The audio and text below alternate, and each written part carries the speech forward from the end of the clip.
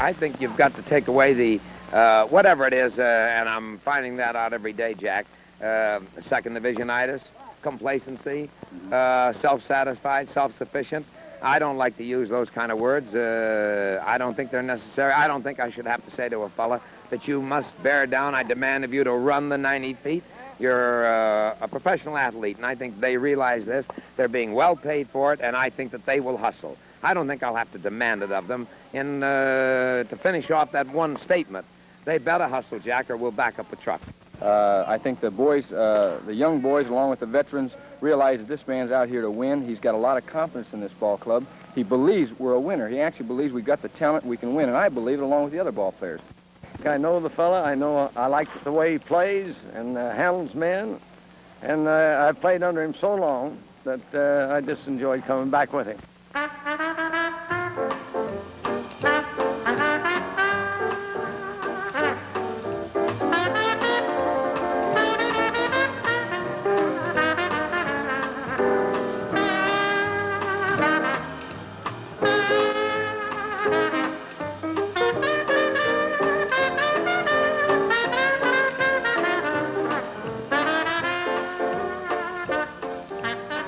This is Long Beach, California. The Chicago Cubs are training here after 13 years in Mesa, Arizona. Long Beach is a harbor area enriched by the oil industry. That's significant because the Cubs hope to strike oil in 1966 with their new manager, 59-year-old Leo Durocher. He's a man who came to play, a fiery and overpowering individualist with an enormous capacity for inspiring players to win baseball games. Durocher has won his share of pennants as field leader of the Dodgers and the Giants. He's tough and brash. He's a fashion plate who pals around with Frank Sinatra.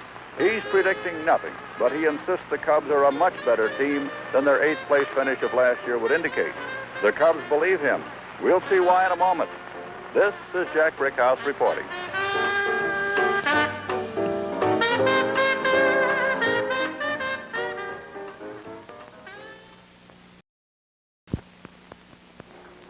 Well, number one, I guess you know that I'm very happy to be here, and I'm tickled to death to be managing this ball club, and I'm glad to see all you fellas. And I hope you're as happy to be here as I am. I know that, well, I'll talk about some things here, but I know this is a little different ball club, and I just want to say one thing. I don't want to say one word about what was here before I got here. In other words, prior to my coming here, the coaching staff or managership or management of this ball club has nothing to do whatsoever with me. And I have nothing to say about the way they ran the club or what they did or anything else. I'm here as the manager of this ball club. I will run this ball club the way I see fit. What they did is perfectly all right. I run a club a little bit different than they do, which you fellows will certainly see real quick.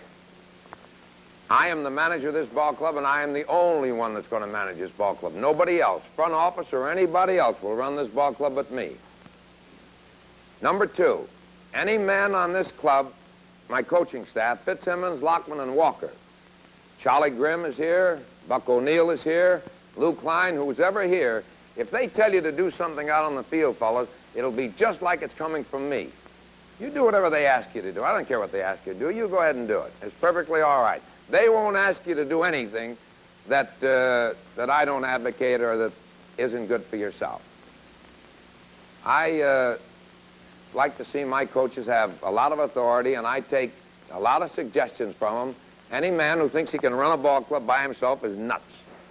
If you think you can manage a club and you're the only one that knows, you're crazy. You better have some help. I want you out there working, pepper games, running, do whatever you got to do to get in shape. Ernie Banks, Santo, Williams, all, Buell, Jackson. I don't have to tell you fellas, Keene. I don't have to tell you older guys how to get in shape. You got to get in shape yourself. You got to play. You got to play. You got to get ready to play. And you young guys, you know, I know you're going to get ready a lot quicker. I know when I played, I'm ready in a week. 4 days, I'm ready to play. I know the older guys are going to take their time. I'm not going to rush you, but you got to get in shape. Now about the rules on the club. 12 o'clock in your room. Of course, I can put a rule on no drinking. What good is that kind of a rule, no drinking? I can put that rule on that you can't take a drink, but I can't go and check your room, and if you want to take a drink, you'll take it on me anyway. And I say, like I've always said, you can't play this game on ginger snaps. If you want to have a drink, go ahead. That's perfectly all right with me. What I don't want and I won't stand for is, let's say, during the season we play night ball games, and the game is over 11:30, and I look at the clock, I say 11:30, 1:30, boys. Well, 1:30, 2 hours should be time enough to get a sandwich, a glass of beer, or a drink or something, and go to bed. What I mean is I don't want you bellying up to that bar at 2:30, 3, 4 o'clock in the morning. At least don't let me catch you. And I'm liable to catch you because I'm known to have been walking around a little bit at that hour myself. I know one thing, if you give me 100% every day, I'm going to get 110 and 115 and 120 out of a lot of you. You're going to give me a little bit extra every day. And we may as well know it now. If I go out on the mound, which I very seldom do when I manage, but if I do, if I go out to the mound and take you out, and whenever you see me come out, if I go out to the mound, very seldom am I taking you out if I come out.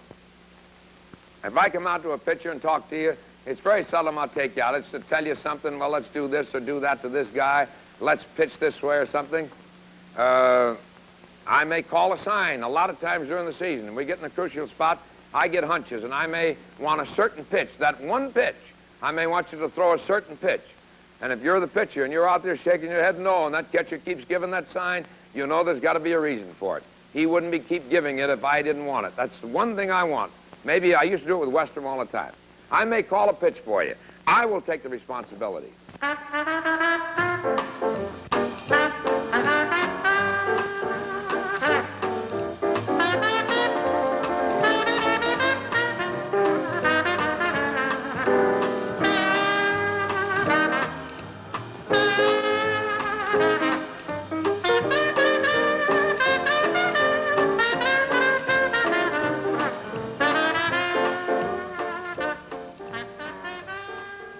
Well, let's go over the ball club, Leo. And, of course, you still have a long way to go before you make up your mind about a lot of these fellas, I know. But since the name of the game is pitching, and I know you're great for defense, let's start taking a look at some of the pitchers. We know, of course, that there are certain fellas who are established. The Buells, the Ellsworths, the Jacksons, fellas like that. Bill Faul is probably all set.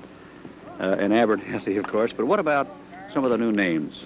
Well, of course, a fellow like Hundley came awful fast last year. I didn't see him. I saw him 2 ball games. And those were the 2 ball games that he was beaten on a no-hitter by Koufax, 1-0, which you remember, Jack. Mm-hmm. And then he turned right around and beat Koufax 1-0 in Chicago. And I saw both those ball games. I think he improved tremendously the last half of the year, and he certainly figures in my plans.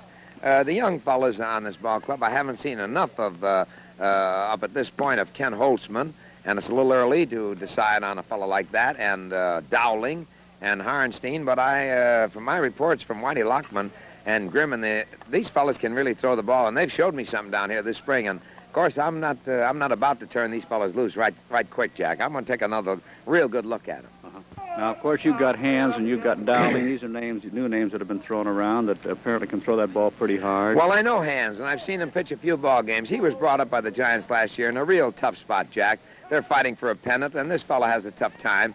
You know, they put him right in there, and if they don't win the ball game, you know, he knows he's in a tough spot. So he didn't do as well as his minor league record indicated. But this is a real good pitcher, and I look for things. He's got a real good curveball and good fastball. I look for great things from this kid. I know that he's a major league prospect. Whether he'll be ready or not right now, that I can't tell you, Jack, but I'm going to give him a real look, too, because he's got the stuff. I want to talk about another fellow, though, for a second. Ernie Broglio. His arm is great. He looks great. He's Escondido. He threw the ball great. He's working hard. And if this fella can pitch anywhere near like I know he can pitch, what a lift and what a help he's going to give this ball club. Let's go around the infield. Now, you've got a good double play combination in Beckert and Kessinger. There is. I mean, after all, they were second in the league, making double plays. Of course, you could argue the point with me there and say, well, after all, a lot of men were getting on base. Maybe they were.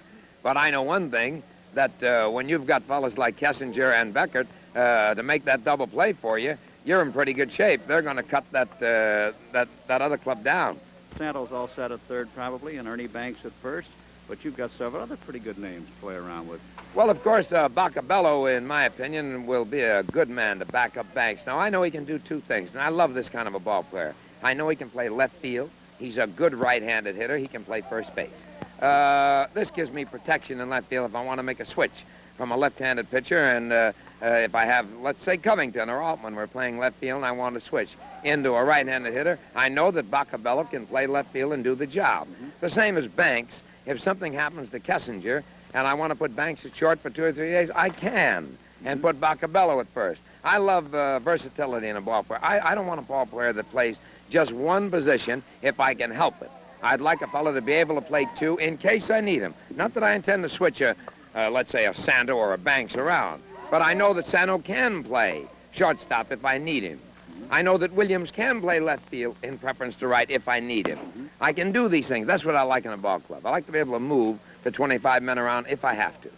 Let's take a look at some of the veteran names. Harvey Keene checked in looking pretty good. George Altman's running pretty well. Now you balance them with young names like, we'll say, Brown and Young.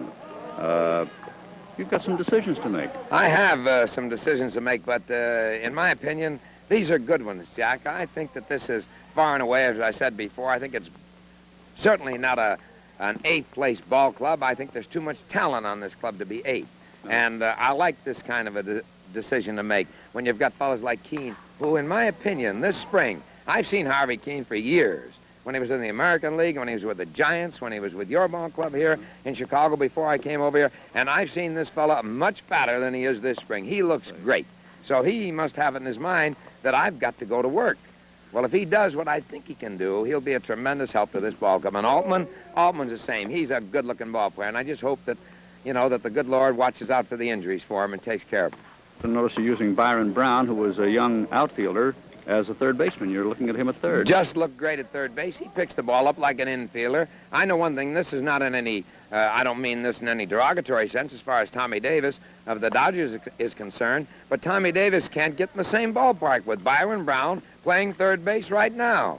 Tommy Davis no way could play third base as good as this boy. Well, if he can do that, and if he can play left field or center field, if this fella can do what I think he can do, what an addition he's going to be to this ball club. We'll return in a moment to a look at the Cubs, 1966. Larry Jackson is in his 4th year as a Cub pitcher. He's also the player rep. He's one of the real hard-nosed, realistic professionals in the game today, and he's not likely to be influenced by anything but the actual facts of a situation. Larry, I know that your opinion is one of the most valued among all the players on the Cubs. How do you feel about the Cubs' chances to improve? Jack, we've got every opportunity to improve in just about every department. We played all last year with a pretty young infield with Beckert and Kessinger at the shortstop. Had Pena earlier. Now Kessinger and Beckert have played a full year. They, in the last month of the season, look like a real good defensive team on the infield, and I don't see how we can't progress quite a little, particularly on the infield. How about Larry Jackson personally? I know you told us the other night you were pretty happy to see Frank Robinson traded out of this league.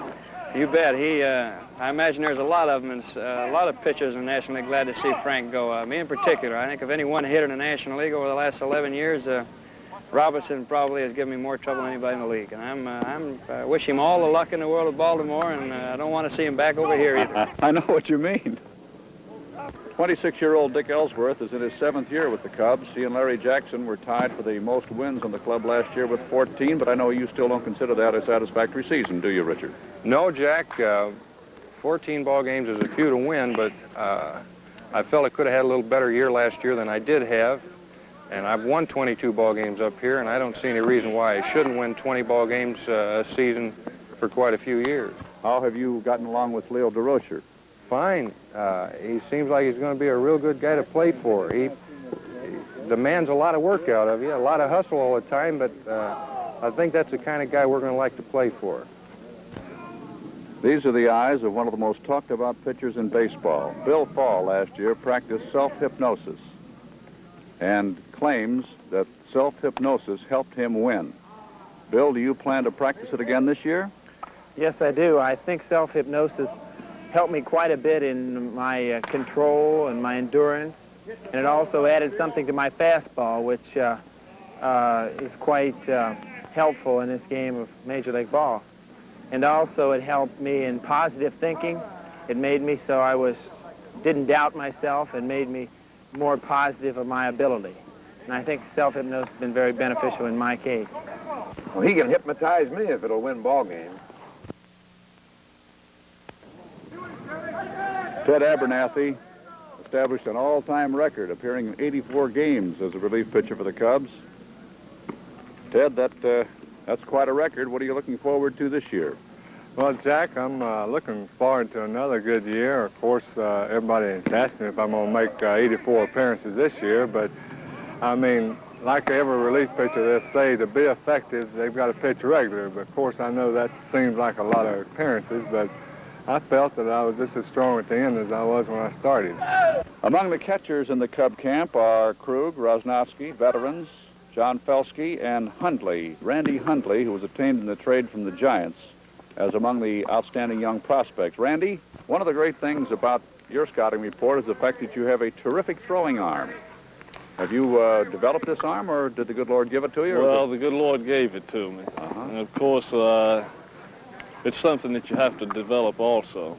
You like to see those guys break for second, huh? Yeah, when I'm in the groove of throwing good, I like to see a fellow try to steal. Are you confident that you'll hit Major League pitching? I'll say this, that I'm looking forward to playing in Chicago and playing day baseball. I think this will help my hitting as much as anything. What's a Cub camp without Banks and Williams?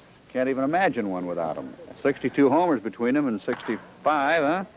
And maybe 66 and 66? That's right, Jack. We're looking forward to a great year in 1966. A lot of enthusiasm here in spring training. And I know Bill is going to be ready for the season, aren't you, Bill? That's right, Ern. I'm down here trying to get ready to start the season. When the bell rings, I hope to be ready to start the season. Any reason why this guy shouldn't hit 400? Well, no reason. I think Bill started off real slow so he won't show the rest of the league up, and then he wait till everybody catch up, and then he start on a little steam there in July, August, and September, just run right off of everybody. One of the two veteran new faces is Wes Covington, and if ever a fella indicated his happiness to be traded by the smile on his face, it was Wes. I saw you check in here a little while back, Wes, and you were laughing from the minute you hit the motel over there. Yeah, it was quite a thing. I've looked forward to joining the Cubs since I was traded, and to meet some of the real stars you have like Santo and Williams and Banks, to play on the same club, and to, most of all, play with a guy like Durocher. This guy is quite an exciting manager. Well, you hit 15 home runs last year, but it seemed to me like you hit that many against the Cubs at Wrigley Field. You always hit well at Wrigley Field. You hit 20 points above your average at Wrigley Field. Maybe so. I love hitting that ballpark because the ball that I hit to straightaway center field, 400 feet, is a home run there, and it's out in other ballparks. In left center, I've been able to hit the ball to left center pretty good because they like to pitch me away, and this ball traveled 365 or 70 feet. It's a home run in Wrigley Field, so that's the difference. Ty Klein, who was with Milwaukee last year, has been with Cleveland in the American League. And Leo Durocher says you've got a real great chance for the center field starting job. He wants a guy who can go get him out there, Klein, and throw that ball, too, and you can do that. Well, defense is my strong point right now, and I'm going to give it all I have and do my best job. I'm really looking forward to it. I haven't had an opportunity to play in the past 3 years with Milwaukee, just a utility man, and when you come to spring training and the manager has a little confidence in you, it means a lot. Man, oh man, oh man. One of the reasons for the pep in the camp and the spirit in the camp has got to be as a result of the entrance onto the scene of Charlie Grimm. This is Charlie Grimm's 50th spring training camp. Charlie, you must have come to the first one at the age of about 6. No, I wish I had it, Jack, but this is my 50th spring training camp, and believe me, Jack, I've had fun in every one of them. Are you optimistic about the Cubs? I am, very much so now that, in all due respect to the other fellows who are in the rotating system, I think this fellow's caught on, and the ball players have caught on to him so well. And I've been had the good fortune of going on this caravan with fellows like Ernie Banks and Williams. And, you know, ball players, good ball players, have meetings the first time they meet a particular person like Leo Durocher. They say, well, is he a whip cracker or is he a regular guy? And I think he proved on that caravan that we had not too long ago during the winter, he proved to the Santos and the Williams, the Banks, and all the rest of the fellows on the tour that he was one of them. We'll return in a moment to a look at the Cubs, 1966. Have you got any messages for Stanky? We're going over to Florida after we leave here. Well, of course, I wish Stanky the very best. I know that he's got a contending ball club right now. And I wish him all the luck in the world. It could be that we will have a World Series in Chicago in 1966. Stanky may be part of it. I'd like to be the other part. It's been our annual custom to have the slogan for the year delivered by Mr. Cub, Ernie Banks. The Cubs will shoot from the hip with Leo the Lip.